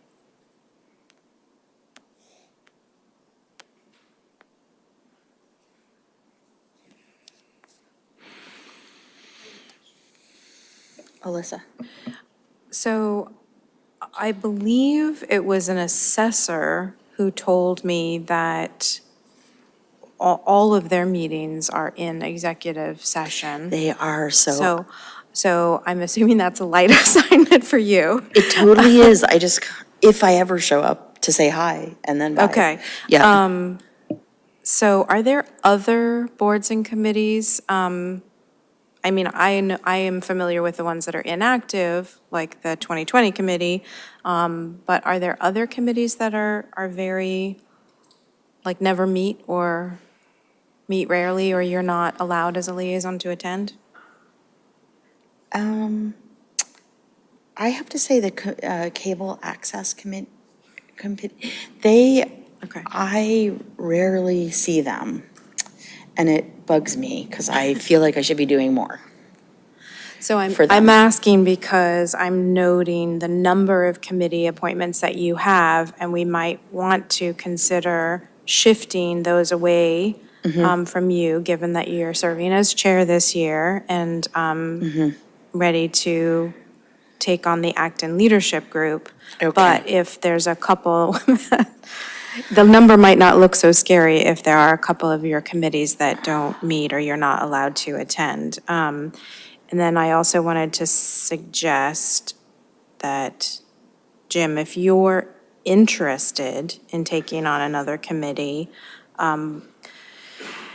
the committees that meet on Tuesdays that I have a challenge getting to are the Cultural Council, the Board of Health, and the Land Stewardship Committee. So if any of those interest you, I'm happy to give up. My heart has never left the Land Stewardship Committee. I'd be happy to go back. Okay. Very good. I'm okay with that.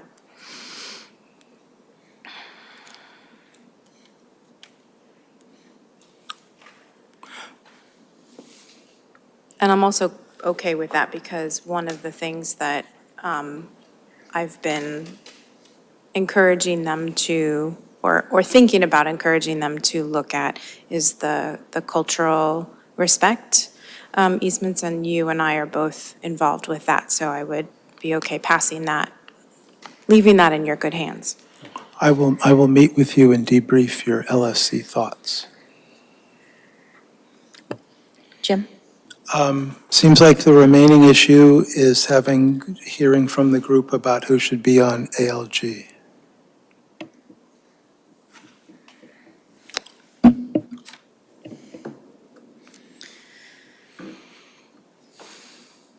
I think if the chair and vice chair want to go, they should, right? But I just made myself available if the board wants me to. But I think, as Dean said, it's traditionally been by the chair and vice chair attend, so that's fine.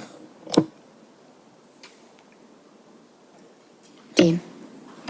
Yeah, I think Fran and I would both benefit from your advice and counsel.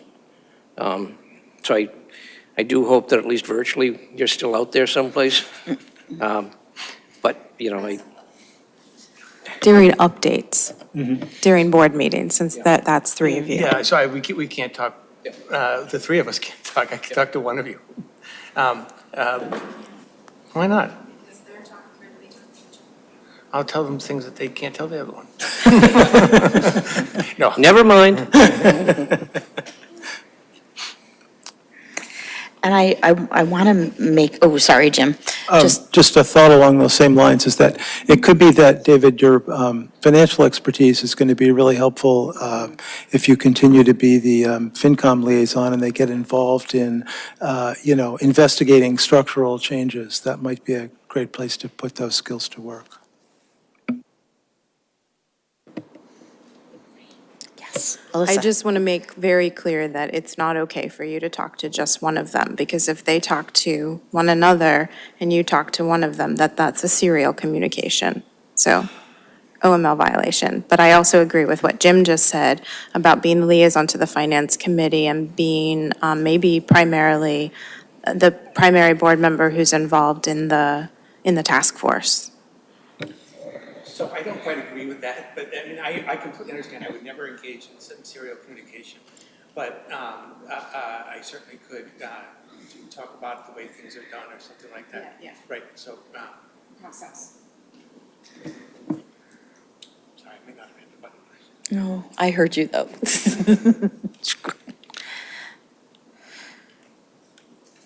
So are we all okay with our assignments or? So what I said was, and I'm sorry for pressing the button the wrong way, is that,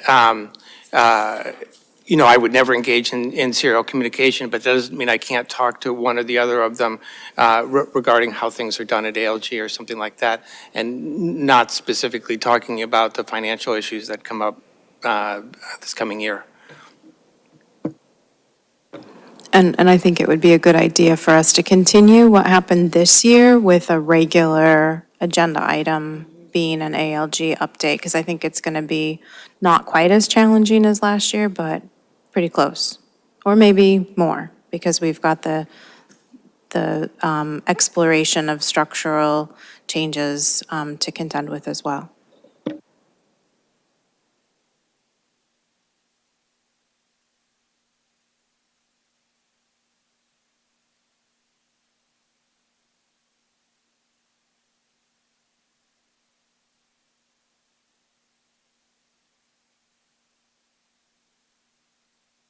Sorry. So because Greg wanted to, thinks that the OSRP committee exists, which I can't find a charge for it. I can't find when we created it. I can't find who the members were sworn in on it or appointed to it. But anyway, he said he needs to re-up all the members unless we dissolve it. So I would just, if there is an OSRP committee, I would move that we dissolve the OSRP committee. Fran. Alyssa? Are we sure that maybe this isn't just open space committee? Because there wondering. is no Yeah. open space I was- committee in this table, and Terry and Michaela are both on it as being interested in reappointment. So I wonder if the Recreation Advisory just got put in there by mistake? Oh, that's a good question. Because it's in alphabetical order and there's no open space committee. There is an open space committee. On this sheet, but not on the. Oh, I'm sorry. On the I'm sorry. reappointment Oh, table I'm sorry. that Greg sent. Yes, okay, I will look into that. Thank you. So I withdraw my motion.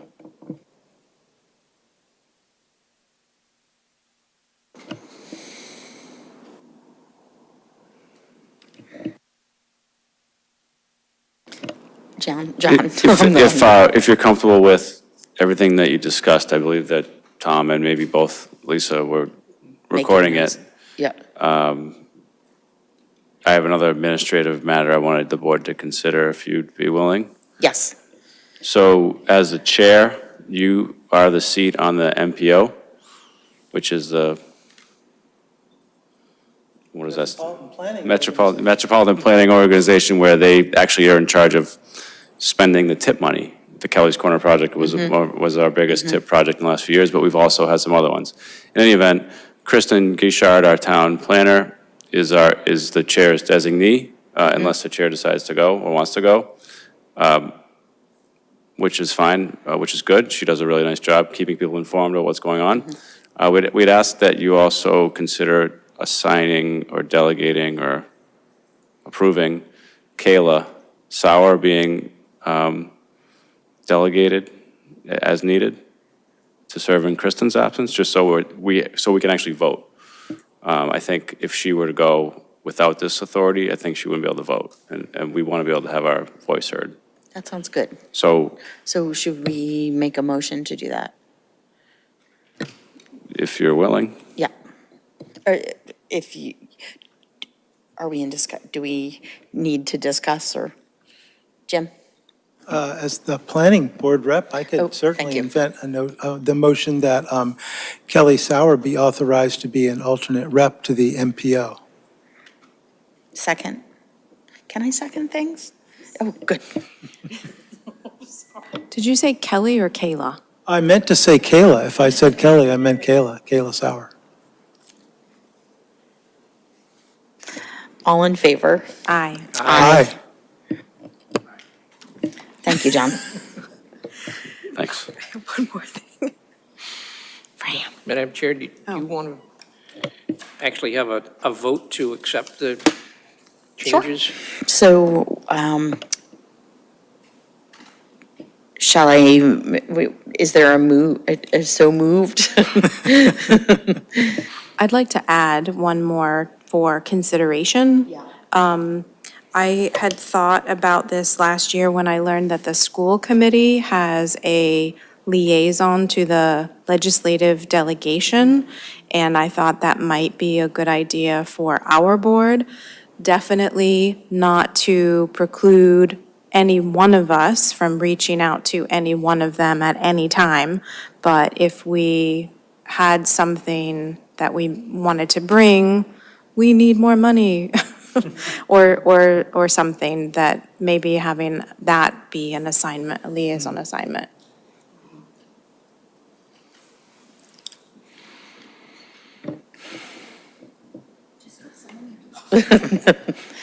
Any discussion or? I don't volunteer for that. Alyssa, or are you volunteering yourself? I would be happy to do that. And maybe it would be more likely that, I know that we discussed having legislation that we wanted to support officially. So it might be more likely if we had an official liaison assignment for that to be put on the, end up on the agenda. I think that sounds like a good plan. Okay, All right. so you can add that. Yeah. Oh, John?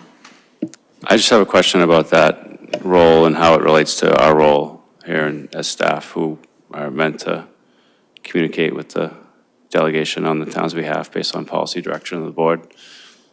It can be done at the same time, but I just would want some clarity on how those two things work together. I mean, liaison roles to every other committee makes sense to me. This one, I would need to learn more about to, Okay. I'd appreciate to learn more about. So in addition to learning that the school committee has a liaison, when Representative Cataldo was first elected, he came to speak to the board and said, we need to hear from the board. So I guess I was thinking that it wouldn't take anything away from staff communication. It would just add sort of an additional formality to this board discussing legislative priorities that we would want to support, things to communicate with them, but not interfere or take away at all in any way from staff communication. But maybe we can talk about it some more, because if there are things that you're thinking could be problematic, then maybe offline you can share those with me, because I'm sure there's something that I haven't thought of. That happens a lot. David? So I regularly communicate with our legislators, so I would continue to do that. I think there's the issue of having the town speak with one voice, and I'm not sure that this liaison position is necessary, frankly. I'm really kind of not in favor. It's not that I'm terribly not in favor, it's just that I think it's unnecessary. And I think it's important that the town speak with one voice. So I think, and I'm wondering how the liaison person gets their information to talk to the legislators about. Are we going to have a regular line item here? I mean, we obviously can't all talk to Alyssa, right? So I think maybe we should think about this a little bit before we institute it. I certainly don't intend to stop talking to them, but I don't ever try to speak on behalf of the town, right? I speak on behalf of me. Yeah. So And I don't try to get input from anybody else on the board to, when I speak, right? So maybe we can, I'm fine with not having a liaison assignment, but I would love for us to have more regular board discussions about needed support or asking them to support legislative priorities that we discussed, just to make a more concerted effort to have, and I know it was tough when we had agendas that were extraordinarily packed and we met until 11 or even midnight, so that's the first thing, or one of the first things that falls off. But since Fran is so efficient, that maybe we can add that to an agenda or two through this year.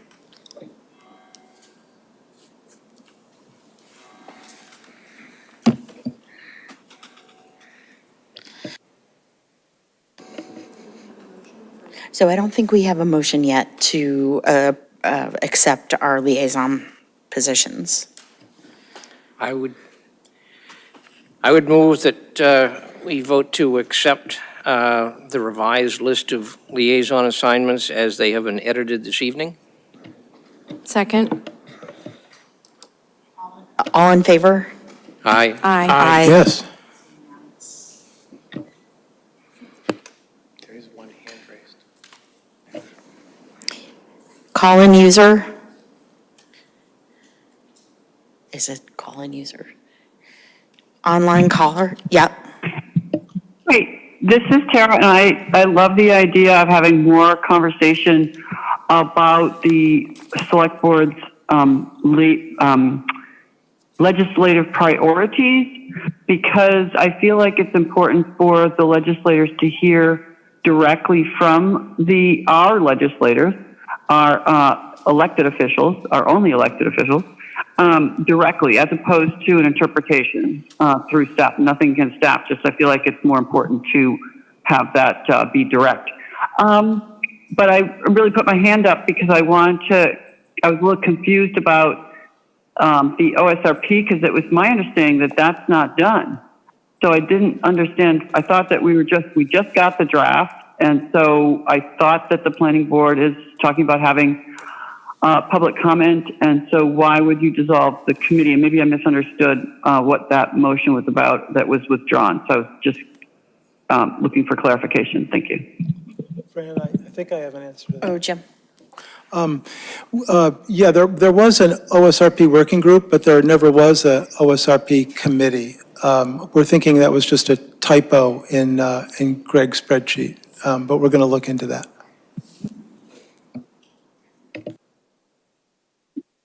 Thank you so much. Thank you.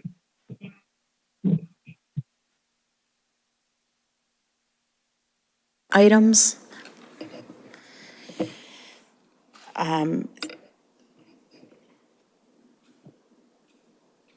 So if anyone has a hold, I am holding 15. So I'll read. Appoint Mark Hald as constable to service the town of Acton with a term to end on June 3rd, 2027. Approve minutes of May 6, 7, and amend minutes of April 12th, 2024. Holds 15. 16, accept donations to support the 2024 summer concert series and special events. Boston Bijou for $3,000, Deborah's Natural Gourmet for $1,000, Dennison Automotive Midas for $3,000, Emerson Health for $1,000, Not Your Average Joe's for $500, including Untold Stories of Our Region event on June 21, 2024.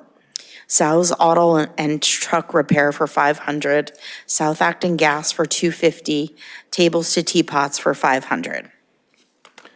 Move to approve consent items 13, 14, and 16, and again, with great gratitude for all the businesses Yeah. that support our summer concert series and special events. I'll second. All in favor? Aye. Aye. Number 15, it's just the date should be August 2nd, 2024.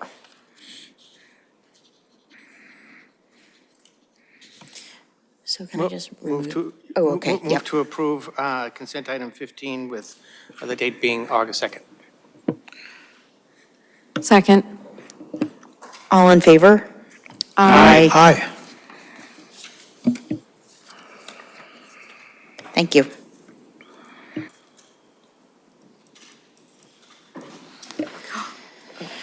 Should we do a meeting evaluation?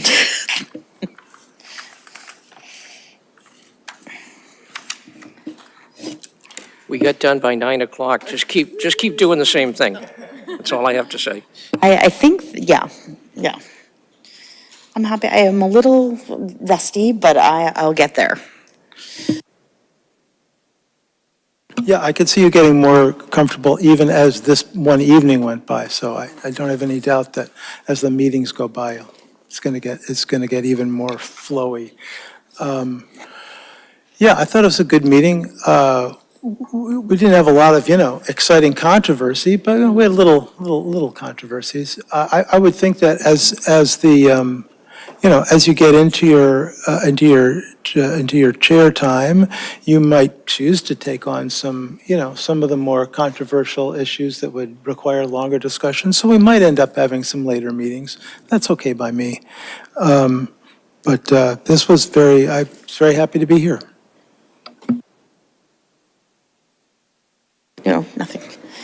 Dean, Alyssa?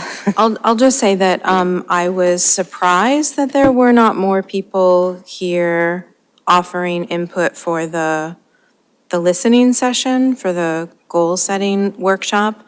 And I guess we just need to let folks know that they can email the select board with their thoughts on goals for the upcoming year, since it will just be a workshop for us we're not taking public comment during that retreat or workshop. Thank you for that. David? Did I misunderstand? I thought you were also going to have a listening session at our next meeting. Yes. Yep. Did you hear that, folks? Next meeting, listening session. Apparently I missed that. Yes. The listening session will be on the 17th. Thank you.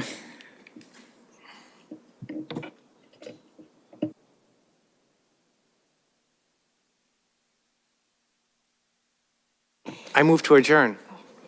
Second. All in favor? Aye. Aye.